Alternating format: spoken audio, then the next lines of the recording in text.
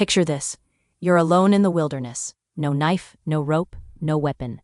When the forest suddenly goes quiet, and something big starts moving in the brush. Most people think survival is about strength, about fighting, about being fearless. But in the wild, fear isn't the enemy. Panic is. That's where the Stoic is different. He doesn't run, he doesn't scream, he doesn't let his mind turn into a stampede. He does the one thing Stoic philosophy has trained him to do. He separates what he can control from what he can't. The beasts, not in his control. His breathing, his focus, his next decision, completely in his control. The Stoics call this the dichotomy of control, and it's not some ancient quote to hang on a wall. It's a survival strategy. Because when your heart starts hammering and your vision narrows, your worst enemy is not the animal. It's the moment you stop thinking. So the Stoic does the opposite of what fear demands. He stops.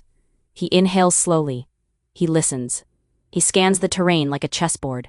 Wind direction, tree cover, high ground, escape routes. And he remembers something the best survivors learn the hard way.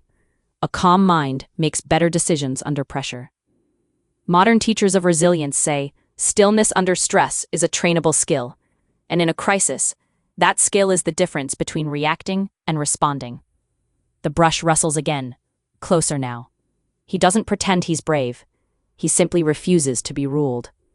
Instead of sprinting into unknown danger, where an animal could cut him off, where more than one could circle him, he moves with purpose toward one goal, a position that gives him time, shelter, visibility, control. He finds it, a shallow cave cut into stone, tucked behind a fallen tree and thick brush. Not perfect, but defensible. One entrance, solid back wall, a place he can turn from prey running blind into a man with a plan. He slips inside, and he gets to work. First, he blocks the mouth of the cave with what the forest offers: dead branches, stones, and a lattice of saplings wedged into cracks. Not a fortress, a delay, a warning system, something that forces anything outside to make noise before it gets in. Second, he prepares. Because Stoicism doesn't mean sit and hope. Stoicism means act where action matters. There's a Stoic practice called premeditatio malorum, visualizing what could go wrong ahead of time, so you're not shocked when it happens. Out here, that mindset becomes a checklist. If the beasts return, what do I do? If it's one animal, what then?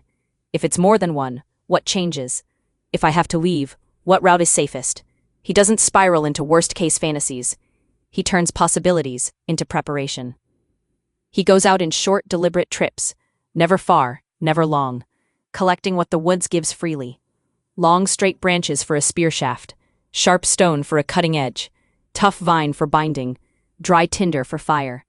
He doesn't need metal to make a weapon. He needs leverage, reach, and intention. A sharpened staff becomes a spear. A hardened stick becomes a club. Fire becomes a boundary. And the cave becomes his advantage. Because here's the truth most people miss. Running can make you look like prey. Chaos can invite pursuit. But a controlled position changes the entire game. You can see what's coming.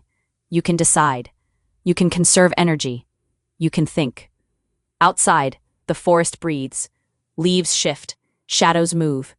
The beasts test the perimeter, sniffing, circling, listening for weakness. And the Stoic does something that seems almost impossible. He waits.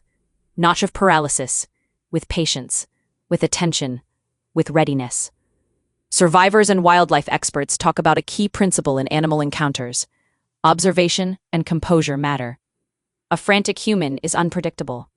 A steady human can assess behavior, create distance, and avoid triggering escalation. The Stoic understands that fear is information, but panic is noise. So he lets the beasts come to the edge of his world, his one entrance, his chosen battleground, where he can finally see what he's dealing with. Not monsters hiding everywhere, not threats from all angles, just reality in front of him. And in that moment, he becomes something rare in the wild, a human who can think. He is not the beast slayer. He is not reckless. He is not lucky. He is prepared. Because the real victory isn't defeating the beasts. The real victory is defeating the inner stampede that gets people killed. The rush of adrenaline that screams, "Run now," without asking where. That's Stoic Survival. Control what you can. Accept what you can't. Take the next right step. So here's the question. When life throws its own beasts into your path, panic, pressure, uncertainty, will you sprint into the dark? Or will you choose your cave, steady your breath, and build your advantage? If you want more stories like this, where ancient Stoic principles become real-world strength, stay with me.